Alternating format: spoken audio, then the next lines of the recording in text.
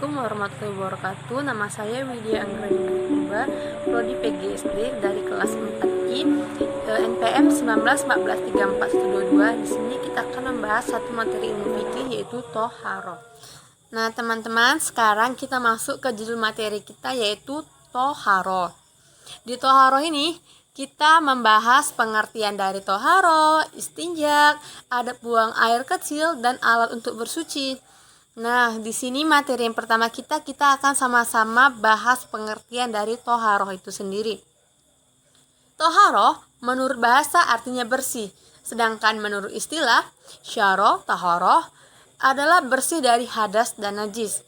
Selain itu, toharoh dapat juga diartikan mengerjakan pekerjaan yang membolehkan sholat berupa wudhu, mandi, tayamum, dan menghilangkan najis.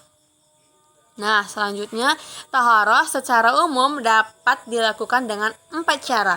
Dari 4 cara itu, yang pertama yaitu membersihkan lahir dari hadas, najis, dan kelebihan-kelebihan yang ada di dalam badan. Yang kedua, membersihkan anggota badan dari dosa. Yang ketiga, membersihkan hati dari akhlak tercela.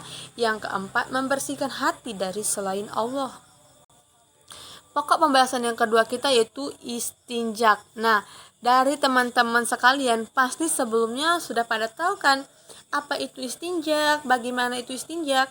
Nah, di sini kita akan membahas sedikit tentang istinjak ya. Istinjak secara bahasa berarti terlepas atau selamat.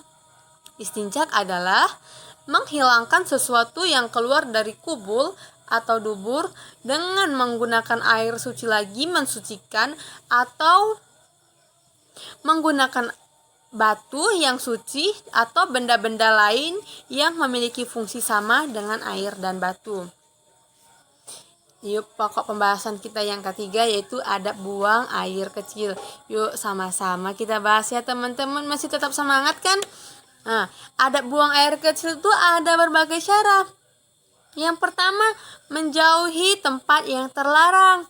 Yang kedua, jika seseorang ingin membuang hajatnya pada tempat yang lapang, maka hendaklah dia menjauh. Yang ketiga, tidak mengangkat pakaian sampai dirinya mendekati bumi sehingga auratnya tidak terbuka. Yang keempat, dimakruhkan memasuki tempat membuang air dengan membawa sesuatu yang bertuliskan zikir kepada Allah Subhanahu wa taala. Yang kelima, dilarang menghadap atau membelakangi kiblat saat buang air pada tempat yang lapang, dan diperbolehkan pada WC yang berbentuk bangunan. Selanjutnya yang keenam, disunahkan untuk masuk dengan kaki kiri dan keluar dengan kaki kanan. Masuk WC dengan membaca bismillah, dan disunahkan juga membaca doa masuk kamar mandi. Yang ketujuh, menutup diri saat membuang hajat. Yang kedelapan, dibolehkan kencing dengan berdiri dan duduk. Yang kesembilan, hendaklah membersihkan kotoran dengan air dan batu atau sesuatu yang mengisap sesudah membuang hajat. Yang kesepuluh, dimakruhkan berbicara saat berada di kakus atau di WC. Yang kesebelas, mencuci tangan setelah membuang hajat. Nah teman-teman, kita itu diwajibkan mencuci tangan setelah kita membuang hajat ya, agar terlepas dari segala kotoran.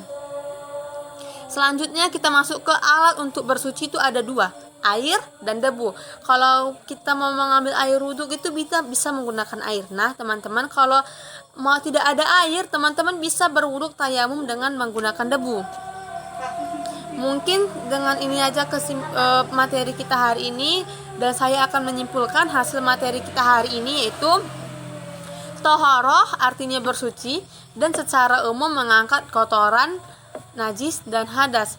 Syarat wajib melakukan toharoh bagi beragama Islam dan sudah balik.